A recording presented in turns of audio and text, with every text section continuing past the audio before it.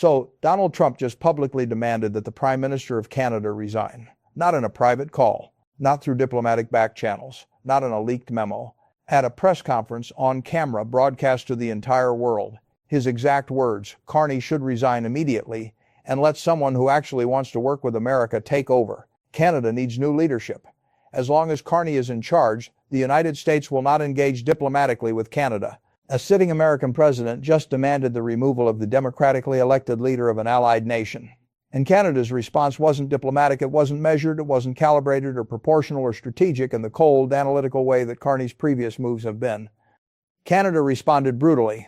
Within 48 hours, the Canadian Parliament passed a unanimous sovereignty resolution, every party, every MP, 0 dissenting votes. Canada suspended all energy exports to the United States, oil, gas, electricity, all of it. Canada severed diplomatic relations with the United States for the first time in the 158-year history of the bilateral relationship. And 43 nations issued formal condemnations of Trump's demand as a violation of democratic sovereignty. Warren Buffett said Trump just made the most dangerous mistake in business or politics. He attacked the other side's identity. And then he explained why demanding Carney's resignation didn't weaken Carney.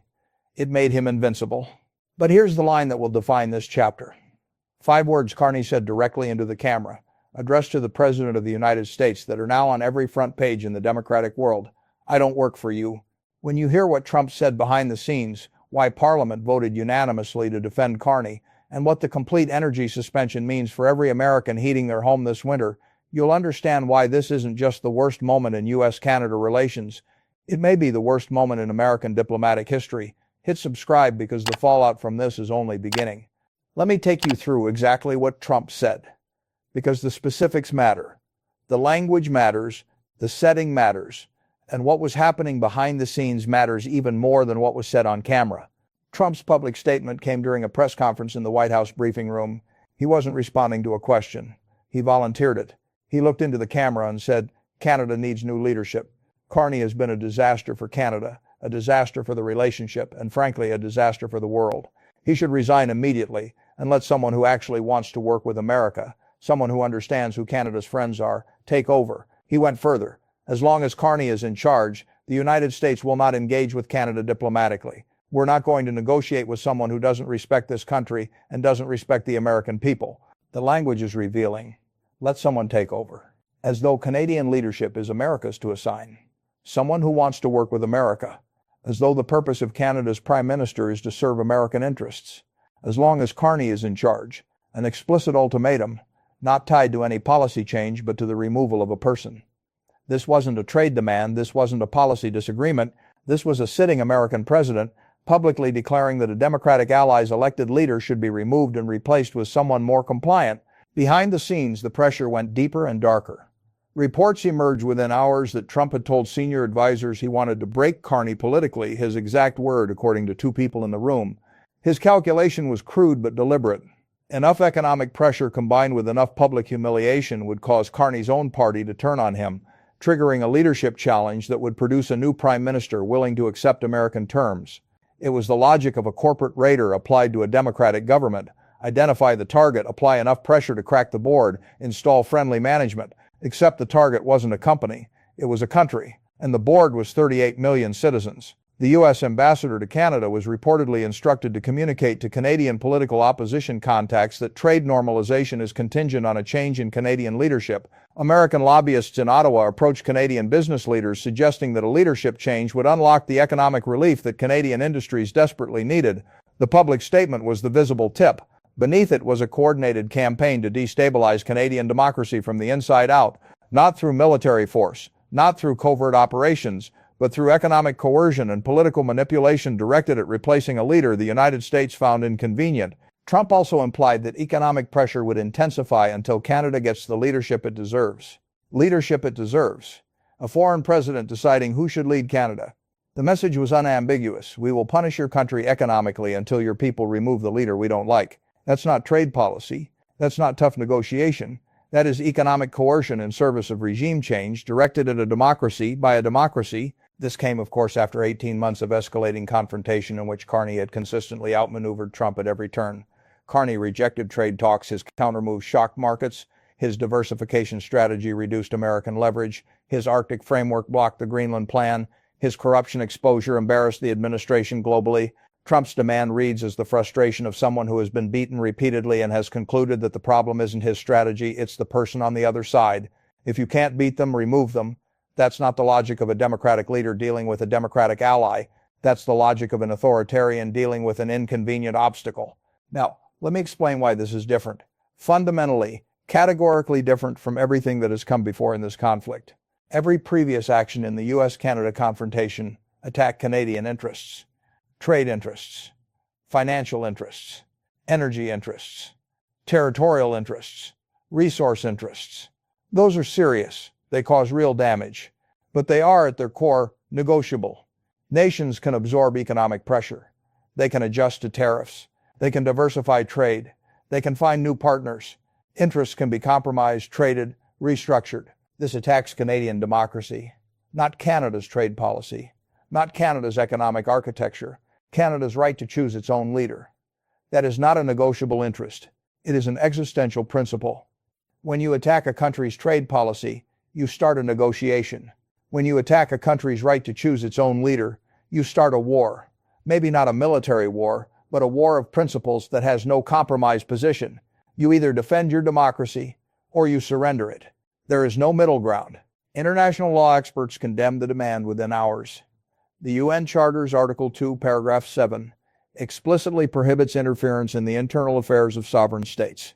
One Yale international law professor called it the most explicit violation of the non-interference principle by a major democratic leader in the post-World War II era. A former British Foreign Secretary said, "Not even during the Cold War did a Western leader publicly demand the resignation of another Western leader. This is without precedent."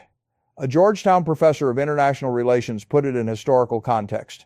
The United States has a long and troubling history of pressuring leaders in Latin America, the Middle East, and Southeast Asia, but this is the first time it has directed regime change rhetoric at a G7 nation, a NATO ally, and a Five Eyes intelligence partner. This isn't the Cold War playbook. This is something new, and it's something far more dangerous. NATO allies recognized the implications immediately and reacted with alarm. If the United States pressures Canada's Prime Minister to resign today, what stops it from doing the same to Germany's Chancellor tomorrow, to France's President next week, to any allied leader who disagrees with American policy? The precedent, if established, would fundamentally transform the nature of every Western alliance. Every future election in every allied country would carry an unspoken question. Will Washington accept the result? Will the person we elect be acceptable to the American president? Or will we face economic coercion until we choose someone more compliant? France's president issued a statement within hours calling the demand an affront to every democratic principle the Western alliance was built to defend. Germany's chancellor was equally direct. The sovereignty of democratic elections is non-negotiable, regardless of the economic relationship between the nations involved. The UK's Prime Minister called it deeply troubling and entirely unacceptable between allies. That is the end of the alliance as a partnership of equals. That is the beginning of the alliance as an empire. And empires don't have allies, they have subjects. And here's the paradox that Trump apparently never considered. The paradox that transformed his most aggressive move into his most catastrophic miscalculation. Previous actions in the trade war divided Canadians to some degree.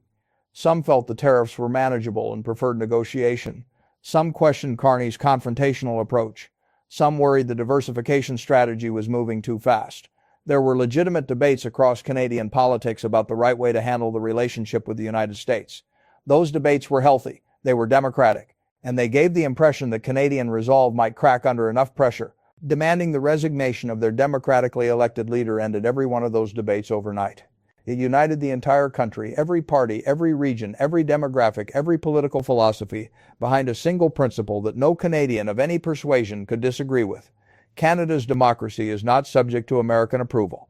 Carney's political opponents, the Conservative Party leaders who had spent careers trying to defeat him, who disagreed with his economic policies, who believed they could govern better, immediately issued statements defending his right to serve, not defending his policies, not endorsing his approach, defending his right to govern as the democratically chosen leader of a sovereign nation, because now, calling for Carney to resign, something his opponents would normally do every day as part of normal democratic politics, would mean agreeing with Trump, and no Canadian politician, in any party, in any province, in any riding, can survive that alignment.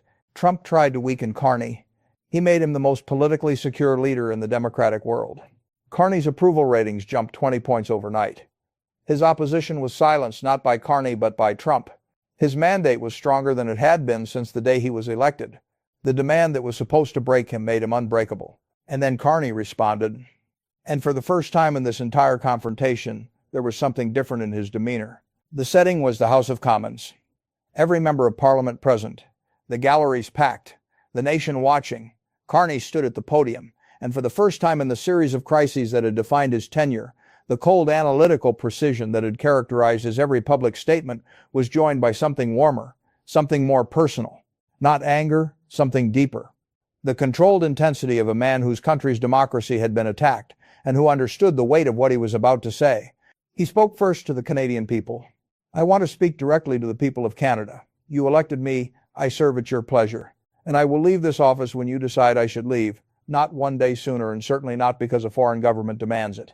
His voice was steady but carried an emotional gravity that millions of Canadians had never heard from him before. Your vote is your voice. Your democracy is your inheritance. It was built by generations who fought and sacrificed so that Canadians, not foreign presidents, not foreign governments, not foreign economic pressure, would choose their own leaders. That right is sacred, and no trade dispute, no tariff, no economic threat will ever cause me to surrender it. Then he turned, looked directly into the camera, and his tone shifted, still controlled, but with an edge that cut through every screen it reached, and to the President of the United States. I understand that the concept of democratic accountability may be unfamiliar in your current approach to governance, but let me explain how it works in Canada. In Canada, leaders are elected by citizens. They serve at the pleasure of those citizens. They are accountable to those citizens, not to foreign presidents, not to trade threats, not to economic coercion, not to demands delivered at press conferences. Pause. I don't work for you. Another pause. The chamber was absolutely silent. I work for them. He gestured to the assembled members of Parliament.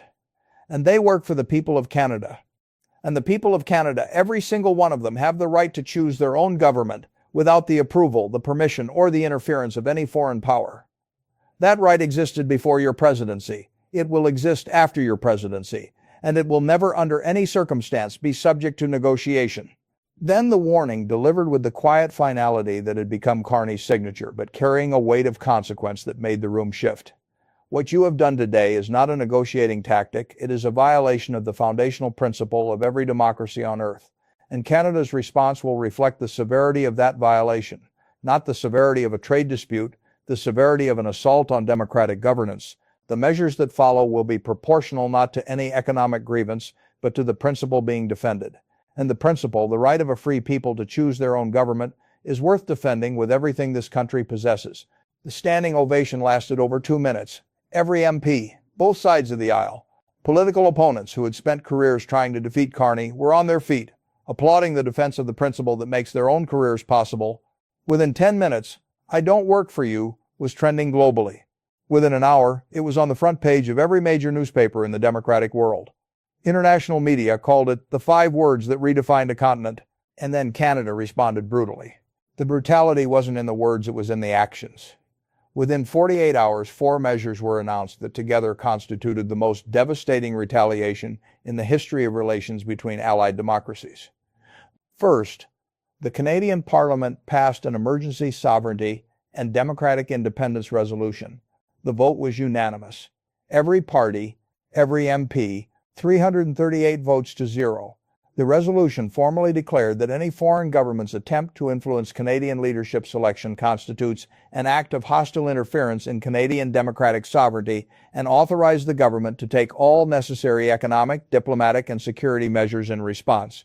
A unanimous parliamentary vote in a multi-party democracy is almost unheard of. It happens when something so fundamental is at stake that political differences become irrelevant. This was that moment. Second, the nuclear economic option. Not measured retaliation, not surgical strikes on politically sensitive sectors, a complete suspension of all energy exports to the United States. Oil, natural gas, electricity, hydroelectric power, all of it. Not reduced, not throttled, suspended, entirely. Canada supplies 60% of America's crude oil imports, 98% of electricity imports in border states. Those numbers aren't abstractions. They represent the heating fuel for millions of homes in New England, the electricity powering New York City's subway system, the natural gas fueling factories across the Midwest, the crude oil feeding refineries from Texas to Louisiana to the Great Lakes. The suspension was the economic equivalent of cutting off someone's oxygen supply and saying, "Now explain to me again who should lead my country." Alongside the energy suspension, a total freeze on critical mineral exports, rare earth elements, nickel, cobalt, lithium, potash, cutting off American defense contractors, EV manufacturers, and tech companies from materials they had assumed would flow freely forever. The immediate termination of all joint economic programs and cross-border infrastructure projects. And one measure that nobody saw coming, and that hit the American economy in a way nobody had calculated, the closure of Canadian airspace to American commercial aviation transiting to Europe and Asia. Virtually every flight from the eastern United States to Europe, and many flights to Asia, cross Canadian airspace. Rerouting those flights south of Canadian territory would add hours of flight time, burn billions in additional fuel, and create cascading delays across every international hub on the eastern seaboard. The airline industry estimated the cost at over $3 billion annually if sustained. Third, the international mobilization. Carney personally called every G7 leader, every NATO leader, every Commonwealth head of state. He requested formal international condemnation. Within 48 hours, joint statements arrived from the European Union, the United Kingdom, Australia, Japan, South Korea, and 34 Commonwealth nations. The statements condemned any attempt by one democracy to dictate the leadership of another and affirmed the inviolable right of every nation to choose its own leadership free from external pressure. The UN Secretary General issued a rare public statement reinforcing the principle of sovereign non-interference. 43 nations in total issued formal condemnations. Trump didn't just attack Carney. He attacked a principle that every democracy on earth depends on, and every democracy responded. Fourth, the diplomatic severing. Canada formally severed diplomatic relations with the United States. Not a downgrade, not a recall, full severance. The Canadian embassy in Washington closed, diplomatic personnel sent home. Consular services suspended. For 158 years through 2 world wars, the Cold War, the Cuban Missile Crisis, Vietnam, Iraq, Afghanistan, every crisis this continent has ever faced, Canada and the United States maintained unbroken diplomatic relations. That streak ended. Not over trade, not over tariffs, not over energy or minerals or Arctic sovereignty, over democracy, over the right of a sovereign nation to choose its own leader. Warren Buffett's response addressed something nobody else was talking about, the strategic psychology of what Trump had done and why it produced the opposite of what he intended. In 70 years of business, Buffett said, I've learned one rule that is absolute, that has no exceptions, that applies in every boardroom, every negotiation, every conflict, every relationship between human beings. Never attack the other side's identity. You can attack their position. You can challenge their numbers. You can compete for their market. You can outbid them, outwork them, outlast them, outmaneuver them.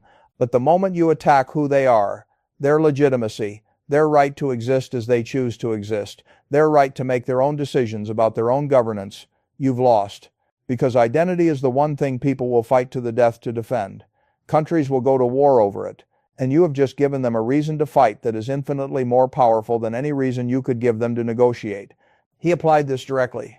Carney isn't just a leader. He's a democratically elected leader. Demanding his resignation isn't a trade move. It isn't a diplomatic maneuver. It's an attack on the democratic process that put him in office. And when you attack a democracy's right to choose its own leader, you don't weaken that leader. You make them invincible, because now defending the leader is defending democracy. Carney's political opponents, the people who want his job, who disagree with his policies, who think they can do better, just voted unanimously, 338-0, to protect his right to govern. That doesn't happen in a multi-party democracy over trade policy. That happens when something existential is at stake, and Trump just made it existential. Buffett went deeper. The most dangerous thing in business or politics is to give your opponent moral clarity. Before this demand, Canada's response was strategic, calculated, analytical, cold even. Carney was making chess moves, diversification, realignment, repositioning, smart moves, effective moves, but cold ones, driven by calculation, not conviction. Now Canada's response is moral. Canada isn't fighting for trade terms anymore. It isn't fighting for market access or tariff rates. It's fighting for democracy, for the right to choose its own leader. And people fight differently, with more intensity, more willingness to sacrifice, more unity, more ferocity, more endurance, when they're fighting for principle than when they're fighting for profit. A nation fighting for trade concessions will eventually compromise. A nation fighting for its democratic sovereignty will never compromise because there is nothing to compromise on. The Berkshire parallel.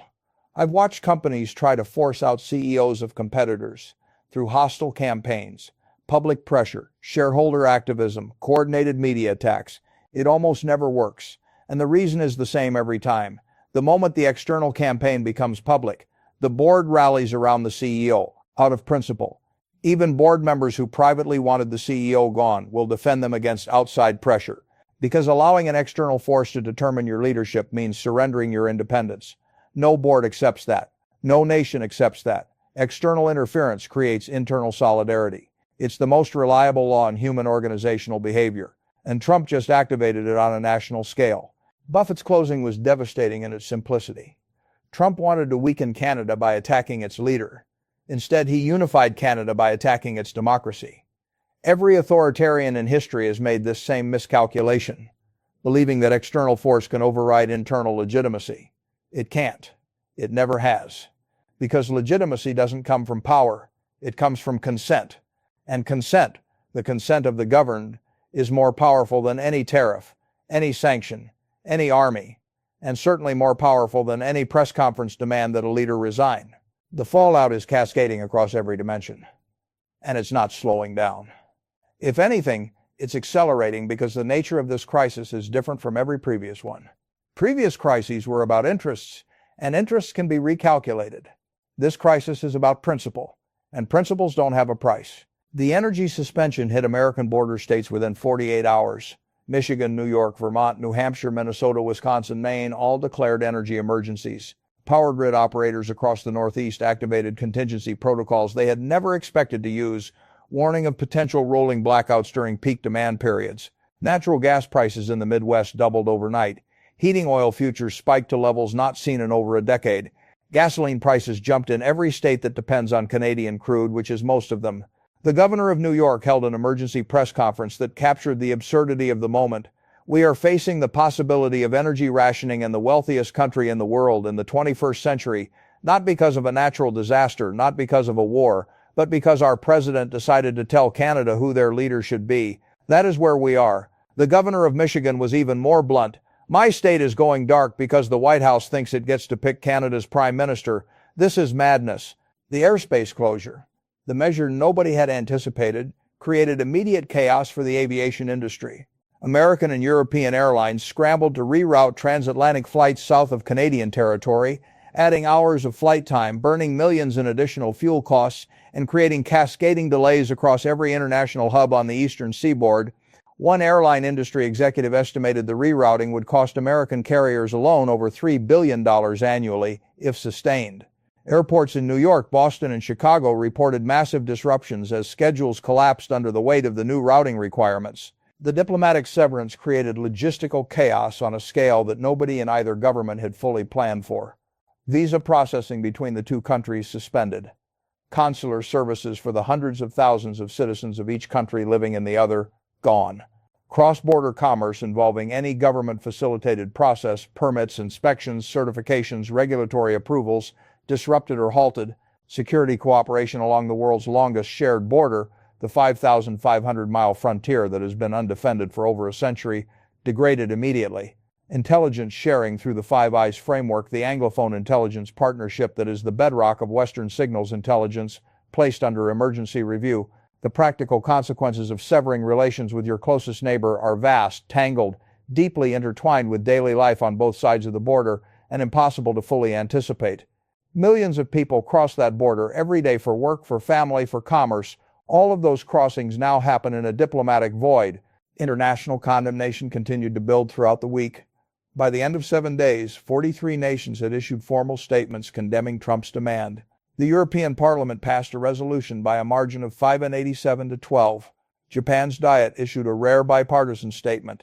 India's parliament debated the matter for 2 hours and passed a resolution affirming the sacred right of democratic self-determination for every nation. Brazil's president called it the kind of interference that Latin America has endured from Washington for a century, now directed at a fellow Western democracy. That comparison to America's history of interference in Latin American politics was devastating because it was precise. The difference is that previous American interference in foreign leadership was directed at developing nations. This was directed at a G7 partner. The pattern was the same. The target was new. American domestic politics fractured along lines that didn't follow the usual partisan map.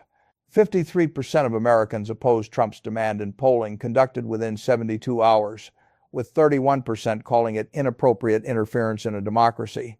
Even within Trump's own party, the cracks were widening into fractures. 3 Republican senators publicly criticized the demand. 1. A senator from a border state whose constituents were already facing energy emergencies said, "We don't get to choose other countries' leaders. That's not who we are, or at least it shouldn't be." Another Republican senator, a member of the Foreign Relations Committee, said privately to colleagues in comments that leaked within hours, "This is the most embarrassing thing a president has done in my lifetime. He just told the world that America doesn't respect democracy when democracy produces leaders we don't like." The Republican caucus was splitting between those who defended Trump reflexively and those who could see the strategic catastrophe unfolding in real time. American business leaders, the same CEOs who had been pressuring Washington for months to resolve the trade crisis, were now directing their fury entirely at the White House. Not at Canada, not at Carney, at the president who had turned a manageable trade dispute into an existential confrontation over democratic sovereignty. The Business Roundtable issued a statement calling the demand fundamentally incompatible with America's values and America's interests. The National Association of Manufacturers said, "We need Canadian energy, we need Canadian minerals, we need Canadian parts, and our government just told Canada to change its prime minister or lose all of it. That is not a negotiating strategy, that is an act of self-destruction." So here's where we stand. Donald Trump publicly demanded the resignation of the democratically elected Prime Minister of Canada. He did it on camera, at a press conference, in front of the entire world. Behind the scenes, he ran a coordinated pressure campaign, through the U.S. ambassador, through lobbyists, through intermediaries, to destabilize Canadian democracy from the inside out by engineering a leadership change more favorable to American interests. Canada responded with a unanimous parliamentary resolution, 338-0, a complete suspension of energy exports that will hit American homes this winter.